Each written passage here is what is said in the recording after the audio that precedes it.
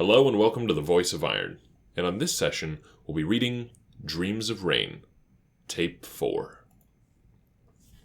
The Undercity was crowded, as usual, with large, unending groups of people shuffling along the tightly packed streets and alleyways provided. I traveled with my hands in my pockets, keeping a fairly low profile, mixing in with the crowds as I glanced up and around my environment. The Undercity was the darkest part of the colony, usually, the only light coming from the flickering neon signs and lights of the shops and shady businesses down here. I had to watch my footing to avoid tripping on discarded cans and bottles, the litter of thousands strewn across the dull street plates. Looking up, the air wasn't much better, as clouds of smoke from food carts and smokers alike rose hundreds of feet in the air, easily obscuring the top of the oxygen domes, keeping us all breathing. It's an eerie sort of place. Never truly quiet, but rarely excessively loud. You'd always hear a mix of various conversations, dialects from all over the galaxy, and quite a few from right here. You always pass the occasional beggar asking for a handout or two, some just sitting huddled together near each other. The purple glow of an Astris advertisement cast across a shivering old man was, unfortunately, a common sight down here.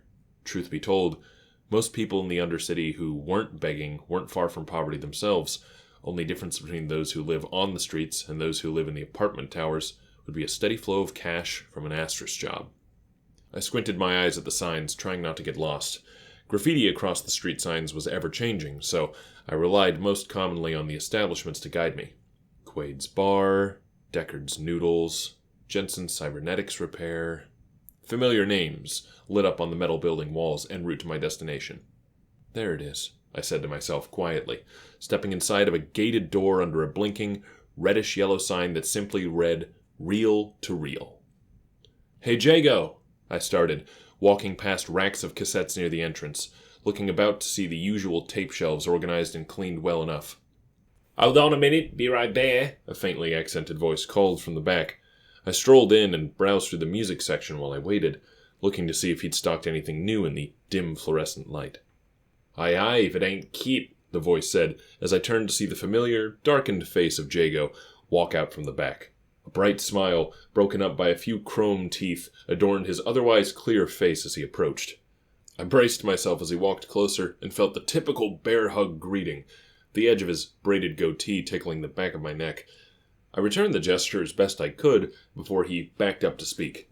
"Well now, what are you looking for today? More synthwave music? Or maybe a good VRH film to pass the time?" he asked, in his all-too-familiar accent, brushing aside a few dreadlocks from his face.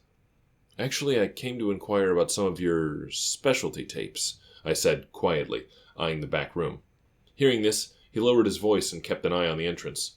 I see. Already gone to the best nab tapes in the business, but if you're looking for some special maneuvers, I've got a buddy in the security forces," he began, adjusting his pale tank top as he started walking back from the counter. No nav tapes today, Jago. I actually need, a bridge." He stopped and pursed his lips, freezing mid-movement as he was reaching under the counter where he hid the nav tapes. "Hold the phone. You want a bridge? As in a bridge drive coordinate tape?" "That's right. I'd prefer a bridge to the nearby GU system. It's only 3 light-years from here, right?" I reiterated, nodding to confirm his inquiry.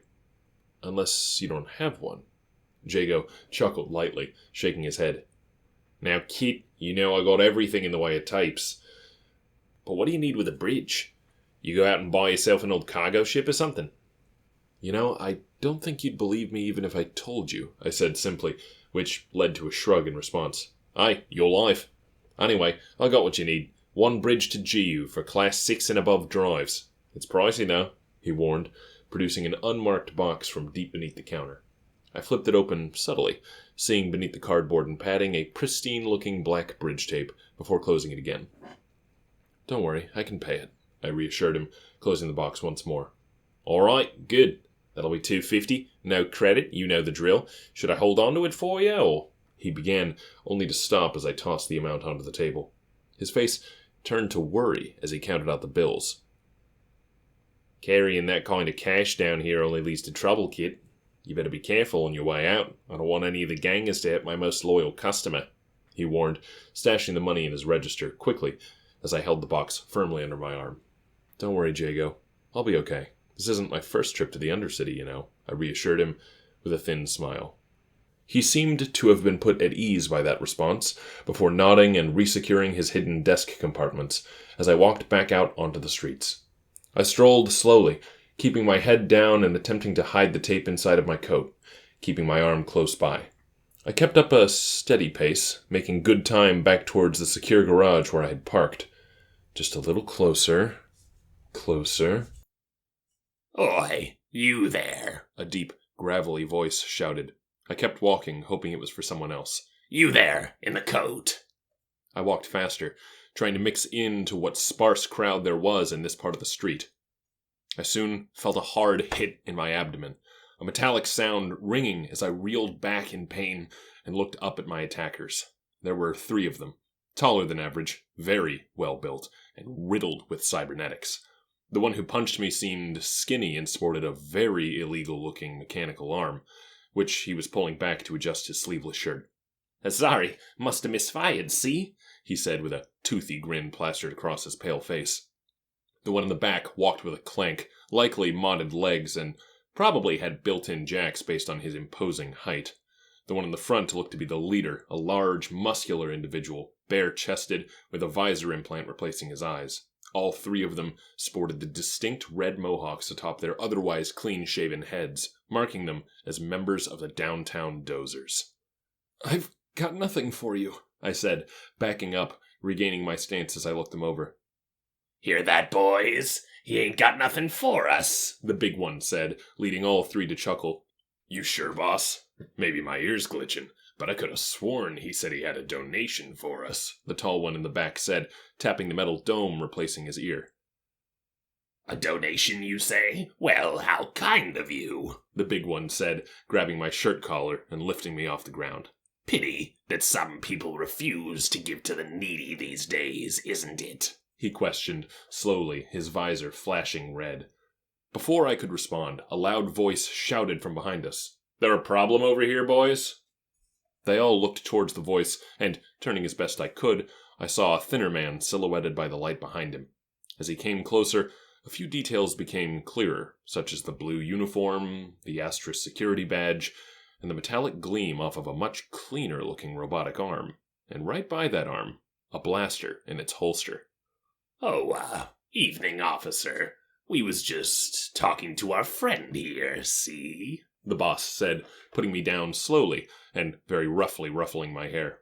"I'm sure. Say, how about you boys run along before I decide to check your permits for those upgrades you've got there?" the officer stated flatly, gesturing towards the visor and the arms on the punks. "Oh, of course. We were just leaving, right, boys?" he exclaimed, turning and circling with his finger as they walked off into the alley. "Thanks, officer," I managed, letting out a sigh of relief before looking in his direction. "Just a couple of cyberpunks. But don't thank me yet. You're not off the hook yourself," he said, his face still backlit by the light of his patrol bike, the only visible detail being his short, clean-cut brown hair. I stayed silent, my relief halting for a moment, before he stepped a bit closer. "That's right, you're in trouble. For not letting me know you were coming down." As the light around his bike died down, my face of concern turned to a smile as I saw the familiar face of a friend. "Mark," I greeted happily. "Sorry for not telling. It's a long story," I started, before he held up his real hand. "You can fill me in and make it up to me at the same time. Hop on the bike. The hibachi place by my patrol office is open." Taking that in stride, I hopped onto the back of his bike and held the tape in my coat firmly as the hoverjets came online, and we sped off, flying over the crowds. That concludes today's reading, and thank you for listening to my voice.